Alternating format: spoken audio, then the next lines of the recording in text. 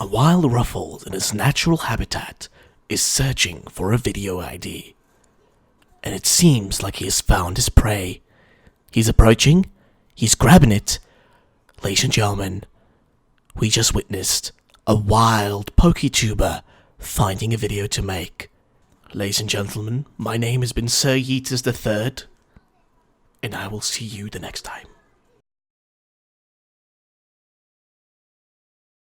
How's it going, ladies and gentlemen? My name is Ruffle Rowlet, and welcome back to a brand new video, guys. Now, today, we're going to be taking a look at one of the worst Steel-type Pokemon of each single generation. Now, ladies and gentlemen, before we get into this, make sure to drop the like down below, guys. Honestly, you've been fantastic with the videos lately, and I would really appreciate it if this video was shown the same love as the rumors, because these videos do take a bit of extra time to make, and they're actually something really fun for me to do, just to get my mind off of, like, you know, rumors 24/7. Rumors are fun, but if you're thinking of them 24/7, your brain just goes boom boom. But ladies and gentlemen, I'm here, and we're gonna take a look at these things, these little Steel-type Pokemon. Now, I'm gonna be basing this on two factors. One, my opinion, and also two, general statistics of these Pokemon and whatnot. So, I will be using my opinion mainly if it's a Pokemon that I really dislike, or if it's a Pokemon that, like, if it's two Pokemon, in like a choice between two Pokemon that are either equally bad or one is slightly worse than the other one, I'll base my opinion on which one is the worse one. So yeah, ladies and gentlemen, let's get started with Generation 1.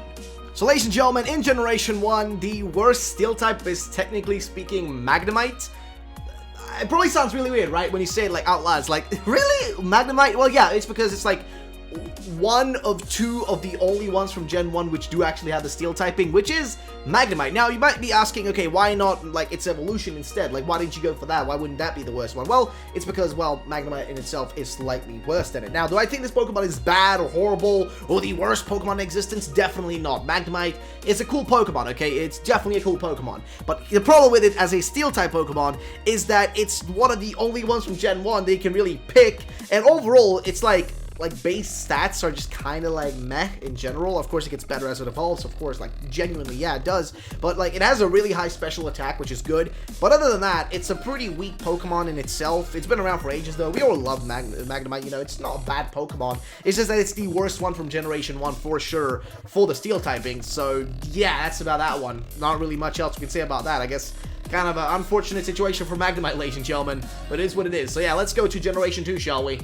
So ladies and gentlemen, Generation 2 is a little bit of a difficult, mixed bag, let's be honest. So, it has, like, really cool, like, Steel types, okay? Let's be honest. Like, this generation was the one that introduced Steel typing, and has a lot of good ones, right? You've got Steelix, you've got Scizor, and you've also got Fortress. And the problem with these three Pokemon inherently is that Scizor is really strong, okay? Steelix is bulky. And the same thing goes for Fortress, but I think when I'm looking at it, arguably, I would personally say that Fortress is the worst one. Now, it's primarily a bug type, and the same thing for Scizor as well. It's a primarily bug type Pokemon, and Steel typing secondary, and Steelix is the only one here that we can kind of see that actually has primary Steel typing, so it's a little bit difficult to put it into perspective, right? But, like, the thing I would say is definitely that Fortress is the worst one. Why? Well, this Pokemon, I mean, sure, it has a lot of moves to use and whatnot, and generally it can be pretty useful, I guess, for its bulkiness. Like, it is a very bulky Pokemon, but I feel like just its design in general was never something very appealing to me. It was or is it really just kind of forgettable Pokemon? Like, it's just a blob, you know, just a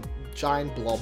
Do I think it's a horrible Pokemon? Definitely not. Do I think it's the worst Steel type ever? No, but it's definitely the worst one from Generation 2 in particular, because you have these other two that are just fantastic. Steelix, like, I mean, come on, it's Steelix, man. And Scizor, like, come on, dude, Scizor is, like, so freaking cool, dude. You just can't hate on Scizor, dude. It's one of the coolest Pokemon ever.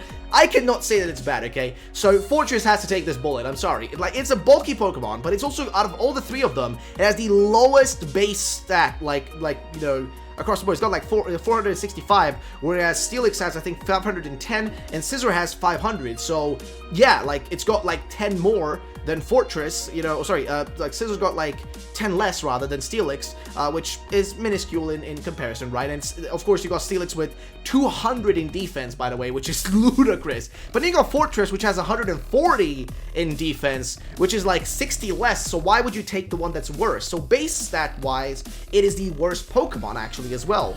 Just in that sense, than Steelix and, you know, what you got with Scizor, which has, like, a lot more options. So I think definitely this Pokemon has to take the L for Generation 2. Unfortunately, that's how it is, though. But yeah, let's go to Generation 3. Now for Generation 3, it's just guys gotta be a little bit difficult, let me frankly be honest. So, ladies and gentlemen, Generation 3 has like the most amount of like steel types, I think, out of any other generation, I would argue to say. Like, it probably has the biggest like collection of them, right? Because you got Skarmory, Mawile, Aaron, Lairon, Aggron's Mega, Beldum, Metang, Metagross Mega, you got Registeel, Jirachi, like there's a lot of Pokemon, okay, a lot of steel types in this generation, a chunk of them, okay, but here's the thing though, the problem with this generation to me is like picking out a specific Pokemon that's the worst one is kind of difficult. Look, if we're looking at Pokemon base stat wise, then I think Beldum is the worst. Why? This Pokemon has horrible stats and only takedown, okay, like if you don't evolve this into Metang or Metagross, it's useless, it is useless. Takedown is not good. It's the only move it has, and its base stat is horrible compared to like Aaron, which has like a little bit more, and also has a gigantic defense like, you know, stat, which makes it just way stronger in just defending, right? But then you've got like a different Pokemon that's a bit of a problem. That's Registeel. Now, Registeel, of course, is legendary, so it has high base stats in general, but overall, it's a pretty bad Pokemon compared to all other legendaries. Like, if you were to put a hierarchy of all the legendary Pokemon, this would definitely be one of, if not one of the worst, like, ones across the board. It's just a really weak Pokemon compared to the rest, is what I'm trying to say. Do I say that it's a horrible Pokemon itself? No, I love Registeel, and I love the Regis in general, but in general senses, though, the Regis are kind of weak, and if you're looking at this in the point of view of like a legendary, it's a horrible legendary in comparison to the others, right?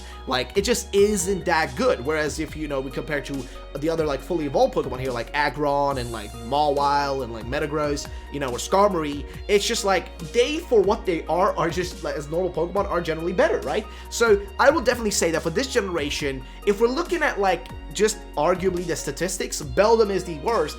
But if we're looking at across the board, I think Registeel, for what it is, would definitely be the worst one. So that's the way I would put that one. I don't know what you guys think about it. Let me know in the comment section down below. Gen 3 is a really hard one. I don't know. You guys tell me what you think about this one. Let's go to Generation 4.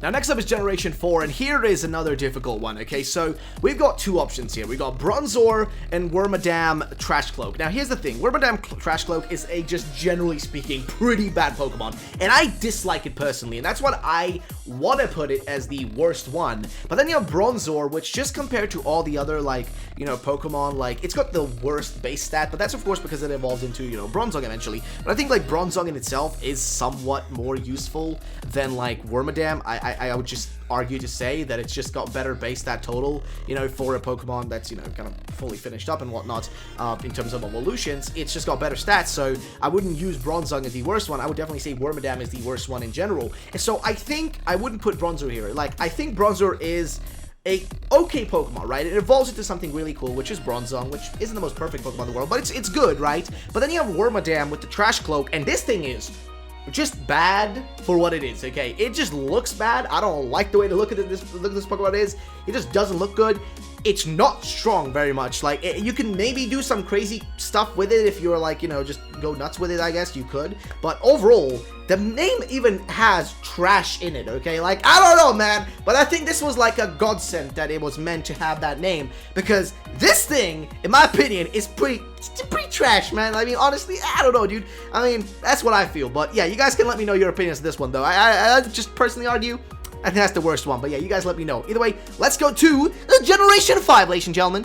Now, ladies and gentlemen, for Generation 5, it's between two Pokemon, okay? It's between Ferroseed and Klink. Now, here's the thing, right?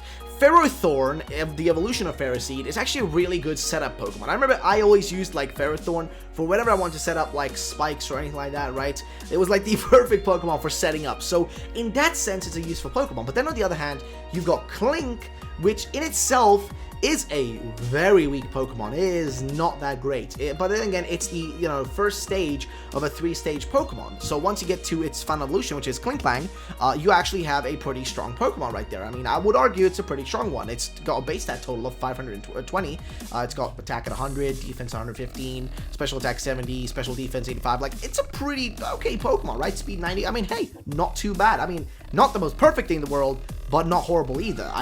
You know, I'd care to argue. So what I'm trying to get to is, it's kind of a hard choice, but I think this time around, I'm going to have to give the L to my boy Ferroseed and Ferrothorn, because honestly Ferrothorn is like a cool Pokemon. I love it personally. I know a lot of people don't like it, but I love it because it's a good Pokemon to set up with, but it's not that useful beyond that setting up, right? Once you've set up with Ferrothorn, you're done with this Pokemon. Like, it's pretty much useless past that point, unless you can, you know, maybe utilize it to get rid of like maybe a fairy type or something, because it's got that steel typing on it and whatnot. So if maybe like somebody pulls in like a fairy type, like their ace, you know, in the sleeve, like, hey, I got myself a fairy type, yeah, and you're like, ah shit, oh lads, no, I'm gonna die, and then they're like, oh wait a minute, I've got me Ferrothorn and I've got Gyro Ball on it, you bastard. You know, if you have a situation like that, you're pretty good. You can pretty much use it, so it's pretty useful. But yeah, generally speaking though, that's that one. Let's go to Generation 6.